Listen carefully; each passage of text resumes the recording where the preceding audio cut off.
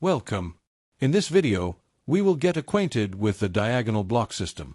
Blocks, whether sell or buy, provide us with horizontal context, a price range that remains static over time.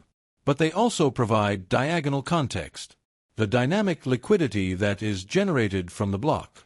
By connecting ranges of blocks, we obtain the diagonal block structure and the dynamic liquidity range, which can manifest as trailing stops, trailing limits, or even market orders that are triggered as a result of the logical structure.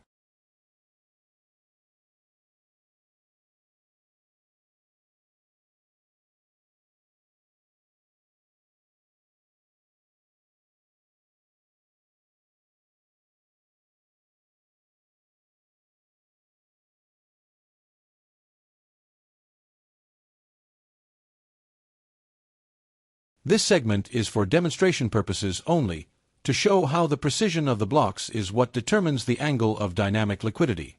A block does not merely create liquidity points, which can be considered price ranges the market is drawn toward.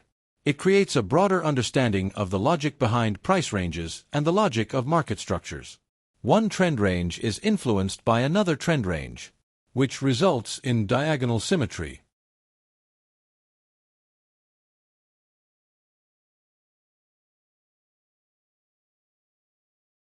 Now I apply the Andrews Pitchfork, but according to the rules of the block system.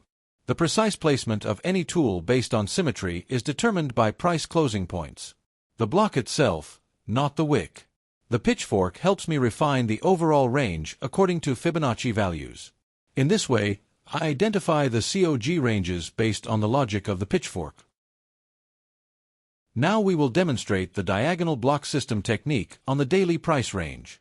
This time, we will refine it a bit further and identify the diagonal frequency of the block, which represents the next attraction zones for price after it completes its oscillation around the current COG, the center of gravity of the trend.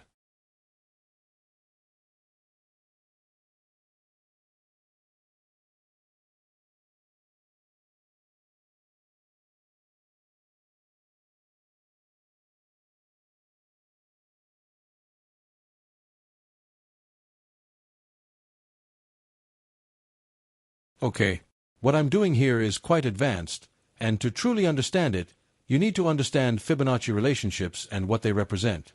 In short, the 0 and 1.0 levels of the channel are not support and resistance, they are a dynamic liquidity pool that moves with price. So where are support and resistance? They are expected to be at 1.236 and minus 0.236. I marked them in red. This is the logical point at which we can determine whether the liquidity at 0 or 1.0 is polar or continuous. In other words, whether the trend has broken. No. The function of the 0.382 to 0.618 range is the center of gravity of the price range, and price is drawn toward it. Its frequencies are minus 0.382 to minus 0.618. and 1.382 to 1.618, as I'm showing here on the channel.